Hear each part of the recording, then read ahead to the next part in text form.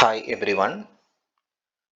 Today we are going to discuss another important topic from MEG for aspects of language. In the last class we had a discussion on Ferdinand de Saussure's linguistic sign. So today we are going to discuss another topic, generativist versus structuralist.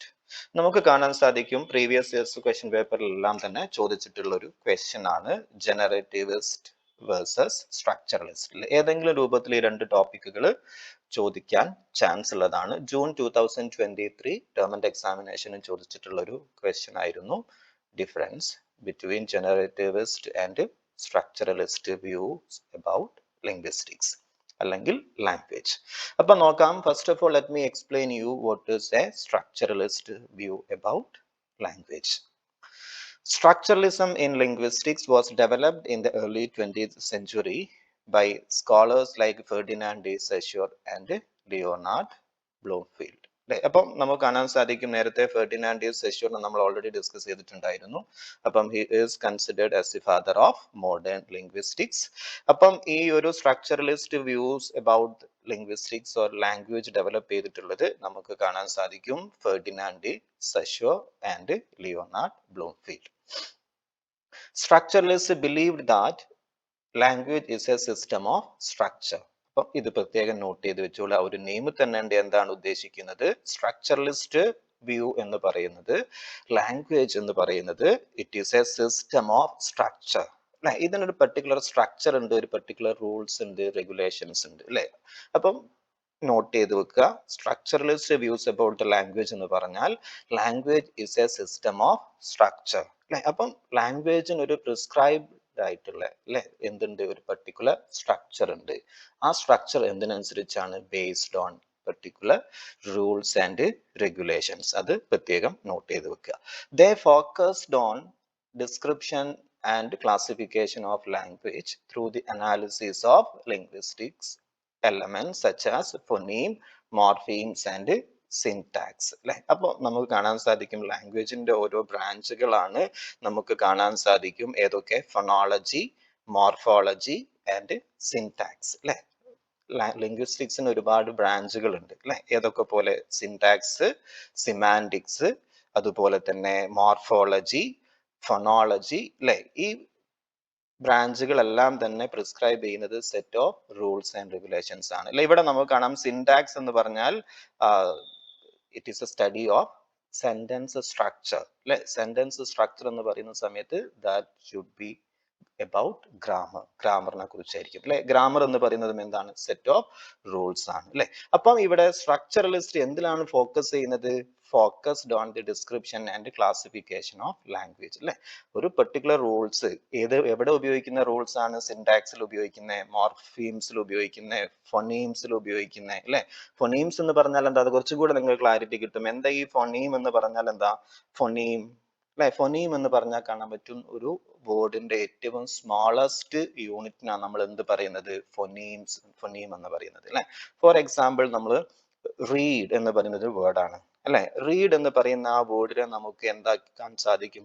സൗണ്ടിനനുസരിച്ച് അതിനെ നമുക്ക് split ചെയ്യാൻ സാധിക്കും. അല്ലെ, for example റീഡിനെ നമ്മൾ different sound ആക്കി നമ്മൾ split ചെയ്യുകയാണെങ്കിൽ re E D.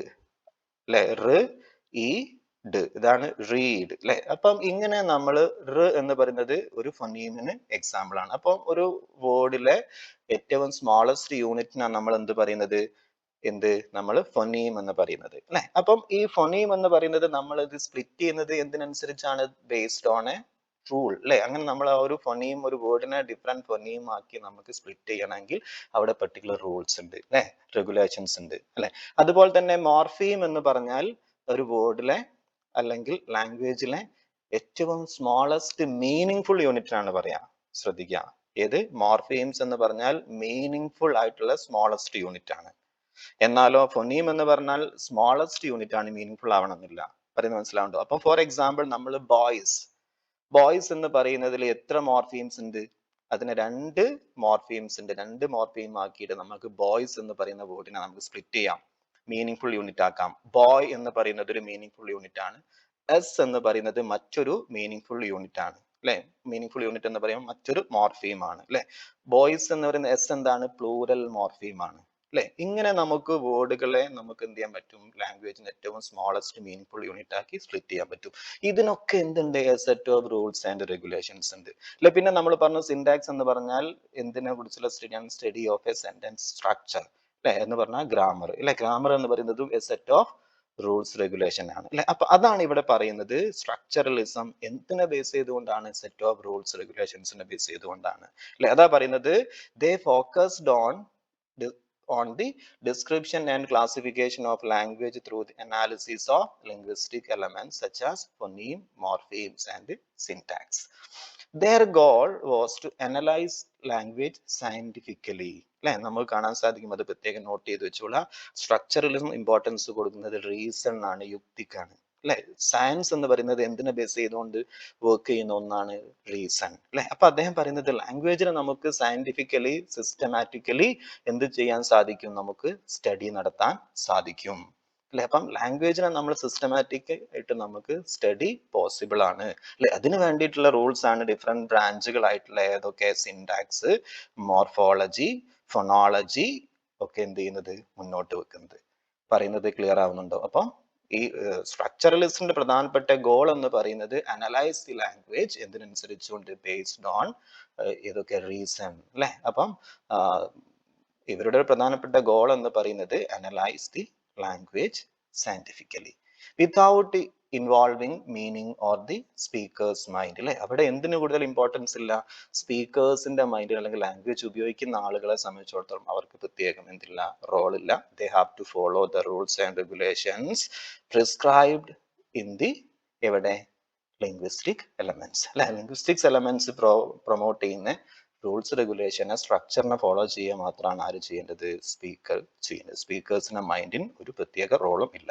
They believed in breaking language in two layers or levels. ഏതൊക്കെ നോക്കി നിങ്ങൾ, they believed in breaking language. ഇവർ ലാംഗ്വേജിനെ ഡിഫറെന്റ് ബ്രാഞ്ചുകളാക്കിയിട്ട് എന്ത് ചെയ്തിട്ടുണ്ട്, ലിംഗ്വിസ്റ്റിക്സിനെ എന്ത് ചെയ്തിട്ടുണ്ട്, അവര് സ്പ്ലിറ്റ് ചെയ്തിട്ടുണ്ട്.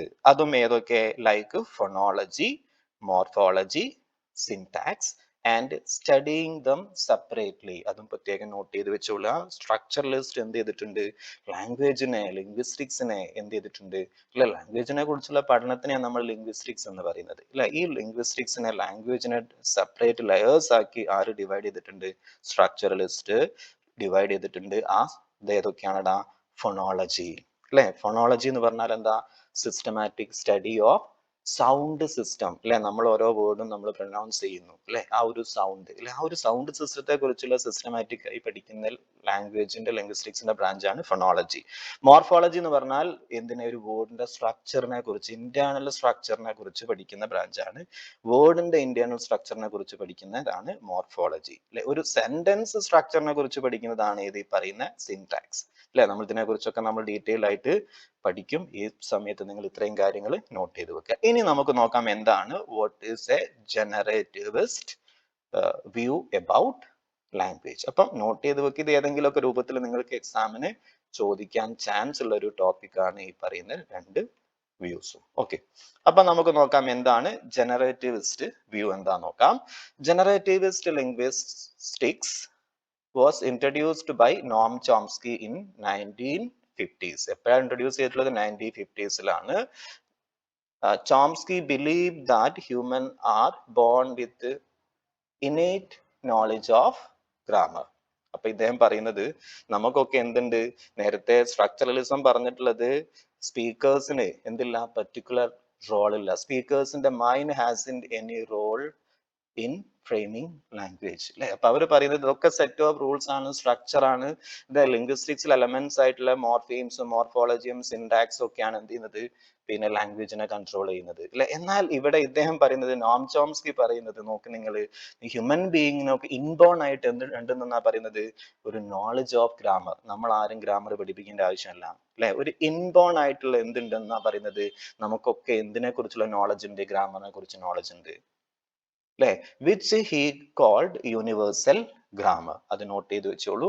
ജനറേറ്റിവിസ്റ്റ് വ്യൂവിൽപ്പെട്ട നോം ചോംസ്കിയുടെ ഒരു പ്രധാനപ്പെട്ട കോൺസെപ്റ്റ് ആണ് യൂണിവേഴ്സൽ ഗ്രാമർ. അതൊന്ന് നോട്ട് ചെയ്ത് വെക്കണേ, യൂണിവേഴ്സൽ ഗ്രാമർ. ഓക്കെ, അപ്പൊ അദ്ദേഹം ഈ യൂണിവേഴ്സൽ ഗ്രാമർ അദ്ദേഹം എന്താ പറയുന്നത്?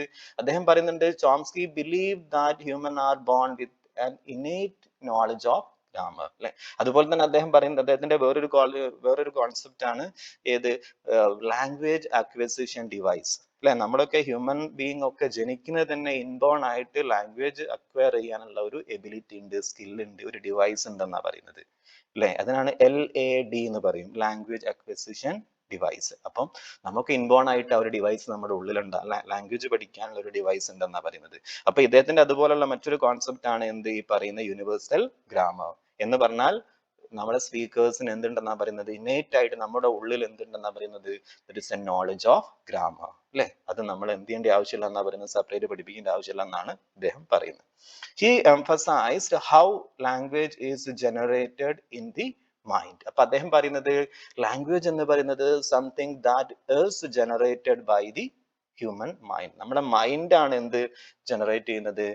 പിന്നെ ലാംഗ്വേജിനെ ജനറേറ്റ് ചെയ്യുന്നതാണ് അദ്ദേഹം പറയുന്നത്. നേരത്തെ സ്ട്രക്ചറലിസം പറയുന്നത് എന്ത്? സ്പീക്കേഴ്സിന്റെ mind has in any role in framing language എന്നാണ് പറയുന്നത്. ഇത് സെറ്റ് ഓഫ് റൂൾസ് ആണ്, സിൻടാക്സ്, അല്ലെ? ലിംഗ്വിസ്റ്റിക്സിന്റെ ഡിഫറെന്റ് ബ്രാഞ്ചുകളാണ് ലാംഗ്വേജിനെ തീരുമാനിക്കുന്നത് അക്കോർഡിംഗ് ടു സ്ട്രക്ചറലിസം. അപ്പം ഇദ്ദേഹം പറയുന്നത് നേരെ ഓപ്പോസിറ്റ് ആണ്. എന്ത്? ലാംഗ്വേജ് എന്ന് പറയുന്നത് something that is generated by the human mind. Generativists study the rules that allow speakers to produce and understand an infinite number of sentences. അപ്പം ഇദ്ദേഹം പറയുന്നത് study the rules that allow the speakers to produce and understand the infinite number of sentences even one they have never heard before, അല്ലെ? അപ്പൊ അദ്ദേഹം പറയുന്നത് നമ്മൾ പല സെന്റൻസുകളും നമ്മൾ ഇതിനു മുമ്പ് കേട്ടിട്ട് പോലും ഉണ്ടാവില്ല. ചില പെർട്ടിക്കുലർ റൂൾസ് റെഗുലേഷൻസ് ഒന്നും നമ്മൾ മുമ്പ് കേട്ടിട്ട് പോലും ഉണ്ടാവില്ല.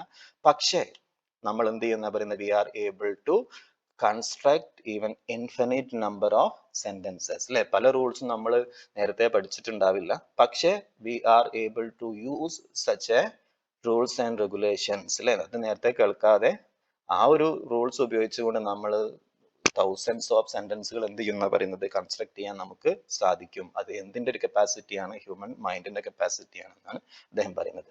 They see grammar as a mental or cognitive system, not just a collection of structures, അല്ലെ? അപ്പൊ അദ്ദേഹം പറഞ്ഞുകൊണ്ട് വരുന്നത് ഗ്രാമർ എന്ന് പറയുന്നതും that is a mental or cognitive, അല്ലെ? Cognitive system means something that connected with human mind, അല്ലെ? അപ്പൊ അദ്ദേഹം പറയുന്നത് ഗ്രാമർ എന്ന് പറയുന്നത് that is connected with human mind, നമ്മുടെ മൈൻഡുമായിട്ട് കണക്ട് ചെയ്ത ഒന്നാണ്. അതൊരിക്കലും എന്തിന്റെ ഭാഗമല്ല? That is not a part of any structures, any rules എന്നാണ് ഇദ്ദേഹം പറഞ്ഞുകൊണ്ട് വരുന്നത്. ഓക്കെ, അപ്പൊ ഇത്രയാണ് പ്രധാനപ്പെട്ട ഏത് വരുന്നത്? ഡിഫറൻസ് വരുന്നത്. ഏത് തമ്മിലുള്ള difference between structuralism and generativist views about